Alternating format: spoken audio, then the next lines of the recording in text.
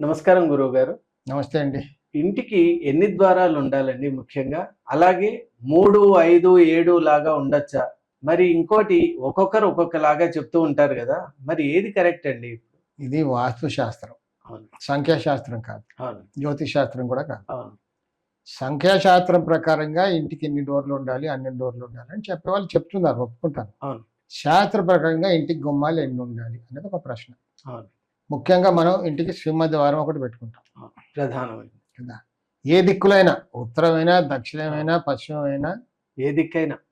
తూర్పైనా, ఎక్కడైనా ఒక దిక్కుకి ఈ సింహద్వారం అంటూ అవును. పెట్టుకుంటాం. అవును. సింహద్వారం ఎలా ఉండాలి, దాని కొలతలు ఇవన్నీ కూడా ఉంటాయి. అవును. అప్పుడే సింహద్వారం అంటాం. అవును. ప్రతి దిక్కున ఉచ్చ స్థానం ఉంటుంది, మధ్య స్థానం ఉంటుంది, నీచ స్థానం ఉంటుంది. నేర్చిస్తారు. ఉత్తరంలో ఉత్తర ఈశాన్యం ఉచ్చ స్థానం, వచ్చేస్తారు. ఉత్తరం మధ్య స్థానం, ఉత్తర వాయవ్యం నీచ స్థానం, ఉత్తర వాయువ్యం.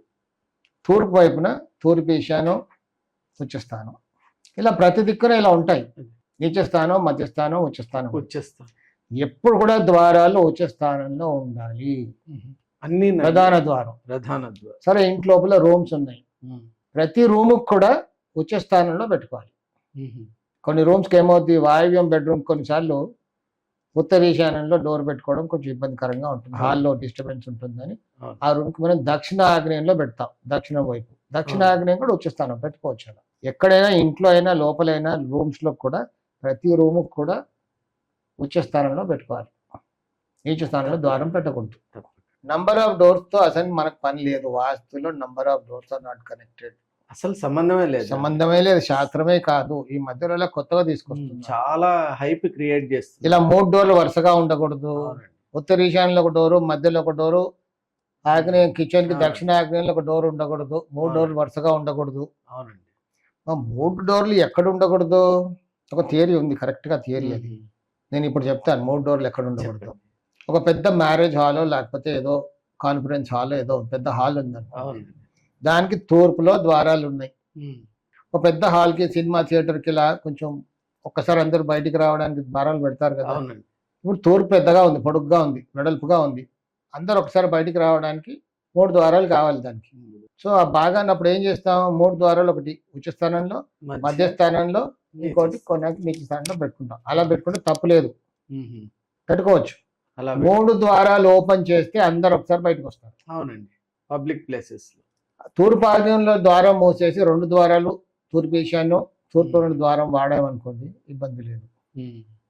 లేదు, మధ్యలో ద్వారం మూసేసి తూర్పు ఆగ్నేయంలో, తూర్పు ఈశాన్యంలో వాడామనుకోండి, ఇబ్బంది లేదు. ఇబ్బంది ఎక్కడొస్తుంది, తూర్పు ఈశాన్యం, తూర్పు 2 ద్వారాలు మూసేసి తూర్పు ఆగ్నేయ ద్వారం ఒక్కటే వాడామనుకోండి, అప్పుడు నీచ నడక నీచంగా సాగుతుంది. ఇవన్నీ విడమర్చి చెప్పే బదులు ఏమన్నారంటే, ఆ రోజుల్లో 3 ద్వారాలు ఉండకూడదు అన్నారు. దాని వెనుక దాని వీలైతే చేంజ్ చేశారు. 3 ద్వారాలు వరుసగా ఉండకూడదు, దాన్ని ఇంటర్ప్రిట్ చేసి ద్వారం పెట్టే దాంట్లో ఒక పద్ధతి అంటూ, ద్వారం ఎలా పెట్టుకోవాలి. ఉచ్చ స్థానంలో ద్వారం పెడుతున్నాం, ఎలా పెట్టుకోవాలి. తూర్పు ఈశాన్యంలో ఒక ద్వారం పెట్టుకున్నాం. తూర్పు ఈశాన్యం వెడల్పు ఎంత ఉంది, మనం అంతకుముందు వీడియోలో చాలాసార్లు చెప్పాను ఎలా పెట్టుకోవాలి, ఎలా అని. అలా పెట్టుకోవాలి, క్యాల్కులేట్ చేసి కరెక్ట్గా అలా పెట్టుకుంటే మొత్తం రావాలి. తీసుకెళ్ళి ఉత్తరం గోడకు పెట్టకూడదు, అలా అక్కడ ఒక యాంగిల్ రావాలి, అది ఇంపార్టెంట్. నువ్వు ఈశాన్యంలో పెట్టినా రిజల్ట్ రాదు. లేకపోతే రిజల్ట్ రాకపోయినా పర్లేదు, కొన్నిసార్లు రివర్స్గా అయిపోతుంది.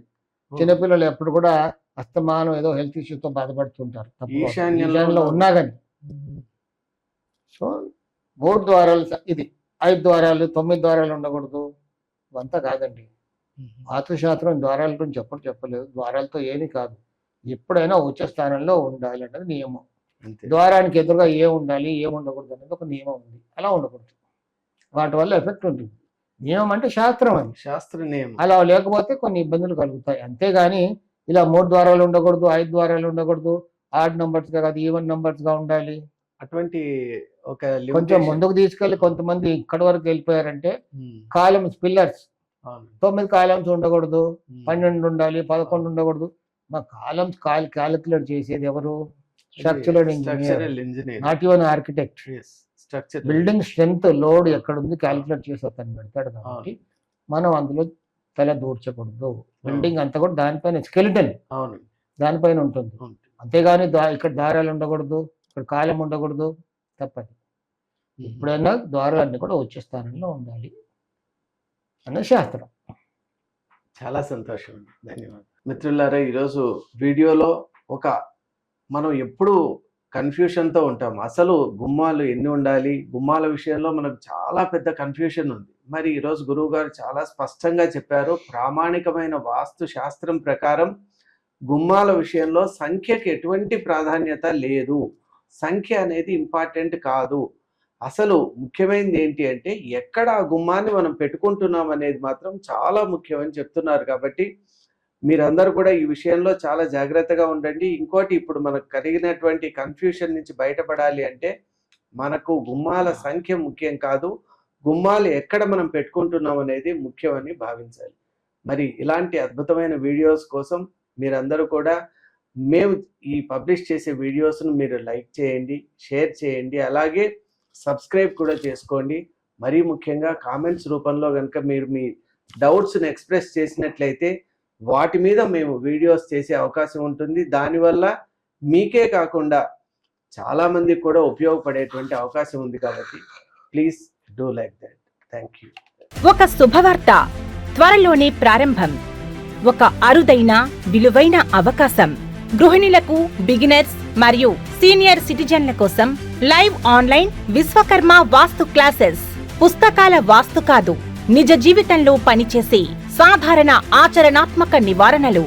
గత 40 సంవత్సరాలుగా ఫుల్ టైం కన్సల్టెంట్ గా లైవ్ టీవీ ప్రోగ్రామ్స్ ద్వారా వేలాది కుటుంబాల జీవితాల్లో మంచి ఆరోగ్యపరమైన మార్పు తీసుకొచ్చిన వాస్తు యోగి శ్రీ కెఎల్ విశ్వకర్మ గారి చేత 21 రోజులు లేదా 4 వారాల లైవ్ ఆన్లైన్ క్లాసెస్.